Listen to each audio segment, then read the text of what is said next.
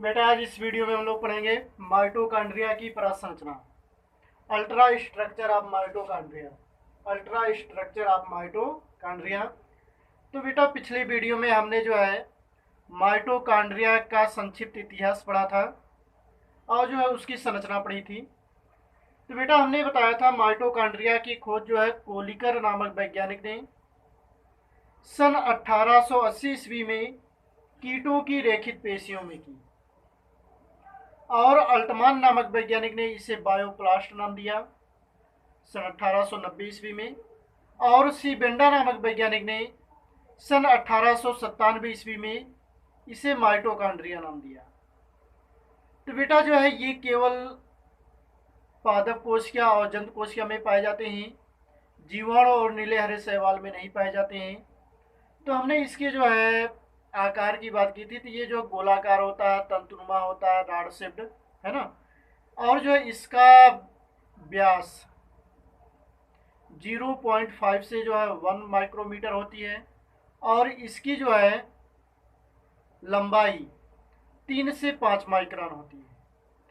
तो बेटा जो है संरचना हमने जो उसमें फिगर से जो है आपको बताया था, और उसी फिगर के नीचे आपको लिखना है अल्ट्रा स्ट्रक्चर ऑफ माइटोकॉन्ड्रिया, माने जो इसको लिखना है आपको। तो इलेक्ट्रॉन सूक्ष्मदर्शी से देखने पर ज्ञात होता है कि इलेक्ट्रॉन सूक्ष्मदर्शी से देखने पर ज्ञात होता है कि माइटोकॉन्ड्रिया दोहरी झिल्लियों से घिरा कोशिकांग है। जैसे बेटा हरित लौक के ऊपर 2 झिल्लियां पाई जाती हैं, वैसे ही जो है माइटोकॉन्ड्रिया के ऊपर जो है 2 झिल्लियां होती हैं, बाह्य झिल्ली और आंतरिक झिल्ली, जो लिपोप्रोटीन की बनी होती है। तो ये बेटा जो है किसकी बनी होती है? लिपोप्रोटीन की बनी होती है। प्रत्येक झिल्ली 50 एंगस्ट्रॉम मोटी होती है। तो बेटा ये झिल्लियां कितनी मोटी होती है? 50 एंगस्ट्रॉम मोटी होती है। दोनों झिल्लियों के मध्य में जो है रिक्त स्थान पाया जाता है, जिसे पेरीमाइटोकॉन्ड्रियल अवकाश, पेरीमाइटोकॉन्ड्रियल स्पेस कहते हैं। पेरीमाइटोकॉन्ड्रियल स्पेस कहते हैं। माइटोकॉन्ड्रिया की बाह्य भित्ति सपाट एवं चिकनी होती है, जो बाहर की भित्ति होती है, बेटा हमने कल फिगर में बताया था। परंतु आंतरिक भित्ति जो है मैट्रिक्स में अंदर की ओर धंसकर, मैट्रिक्स में अंदर की तरफ धंस करके जो है अंगुली के समान जो है प्रवर्ध बनाती है, उभार संरचना बनाती है, जिसे जो है क्रिस्टी कहते हैं। जिसे बेटा क्या कहते हैं? क्रिस्टी। तो आंतरिक भित्ति जो है अंदर की तरफ धंस करके अंगुली के समान बेटा संरचना बनाती है, जिसे जो है क्रिस्टी कहते हैं। क्रिस्टी पर जो है टेनिस के रैकेट के समान, टेनिस के रैकेट के समान या पिन के घुंडी के समान जो है 70 से 100 एंगस्ट्रॉम व्यास की, कितनी बेटा? 70 से 100 एंगस्ट्रॉम व्यास की तथा 100 एंगस्ट्रॉम की दूरी पर, तथा 100 एंगस्ट्रॉम की दूरी पर जो है F1 कण, F1 कण या जो है इसे ऑक्सीसोम पाए जाते हैं। तो बेटा जो है क्रिस्टी पर 70 से 100 एंगस्ट्रॉम व्यास के, 100 एंगस्ट्रॉम की दूरी पर जो है बहुत से टेनिस के रैकेट के समान जो है संरचनाएं होती हैं, जिसे F1 कण या ऑक्सीसोम कहते हैं।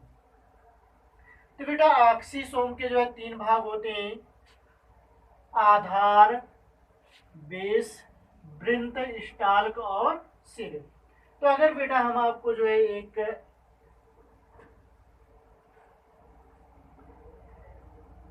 ऑक्सीसोम की संरचना को बताएं, तो ये जो है बेटा आधार होता है। क्या होता है?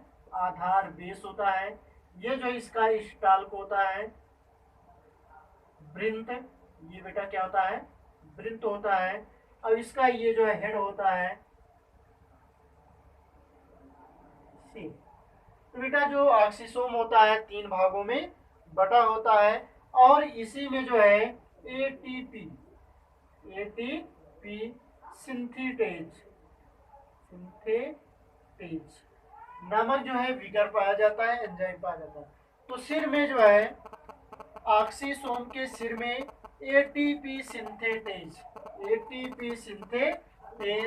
नामक विकर पाया जाता है, जो एटीपी के संश्लेषण में भाग लेता है। जो बेटा किस में भाग लेता है? एटीपी के निर्माण में भाग लेता है। माइटोकॉन्ड्रिया में प्रोटीन युक्त अर्ध तरल भरा होता है, जिसे मैट्रिक्स कहते हैं। बेटा क्या कहते हैं? मैट्रिक्स में डीएनए, आरएनए और राइबोसोम उपस्थित होता है। क्या पाया जाता है बेटा? डीएनए, आरएनए और राइबोसोम। इसलिए इसे अर्ध रूप से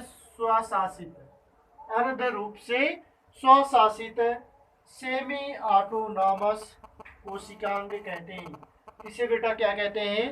अर्ध रूप से स्वशासित कोशिकांग कहते हैं। इसके बाद बेटा हम लोग पढ़ेंगे माइटोकॉन्ड्रिया के कार्य, फंक्शंस ऑफ माइटोकॉन्ड्रिया। माइटोकॉन्ड्रिया का कार्य क्या होता है कोशिकाओं में? तो माइटोकॉन्ड्रिया बेटा जो है एक भोजन का ऑक्सीकरण करके जो है ऊर्जा प्रदान करता है। तो माइटोकॉन्ड्रिया में खाद्य पदार्थों का जो है ऑक्सीकरण होता है। माइटोकॉन्ड्रिया में खाद्य पदार्थों का क्या होता है? ऑक्सीकरण होता है, जिसके फलस्वरूप ऊर्जा उत्पन्न होती है। जिसके फलस्वरूप क्या उत्पन्न होती है? ऊर्जा उत्पन्न होती है। यह ऊर्जा एटीपी के रूप में माइटोकॉन्ड्रिया में संचित हो जाता है। जो ऊर्जा जो उत्पन्न होती है यह बेटा किस रूप में? एटीपी के रूप में जो है कहाँ पर संचित होती है? तो माइटोकॉन्ड्रिया में। इसलिए माइटोकॉन्ड्रिया को जो है पावर हाउस कहते हैं। कोशिका का पावर हाउस ऑफ सेल कहते हैं। तथा एटीपी को जो है ऊर्जा का सिक्का कॉइन्स ऑफ एनर्जी कहते हैं। तो बेटा जो है यहाँ पर क्वेश्चन पूछा जाता है कि कोशिका के किस कोशिकांग को ऊर्जा का विद्युत गृह या जो है पूछ सकता है ऊर्जा का पावर हाउस कहा जाता है? तो माइटोकॉन्ड्रिया को। तो बेटा जो है माइटोकॉन्ड्रिया को ऊर्जा का विद्युत गृह या जो है ऊर्जा का पावर हाउस कहा जाता है।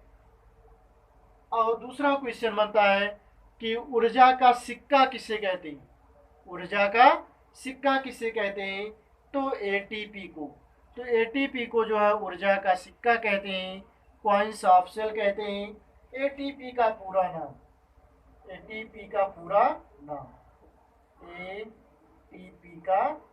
नाम इसको बेटा नोट कर लीजिएगा।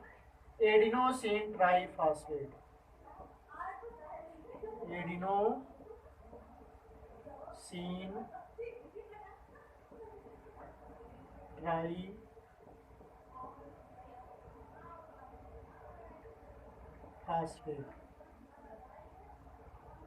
तो बेटा जो है ये क्वेश्चन पूछा जाता है एटीपी का पूरा नाम बताइए। तो एडिनोसिन ट्राइफॉस्फेट। एटीपी का पूरा नाम एडिनोसिन ट्राइफॉस्फेट होता है।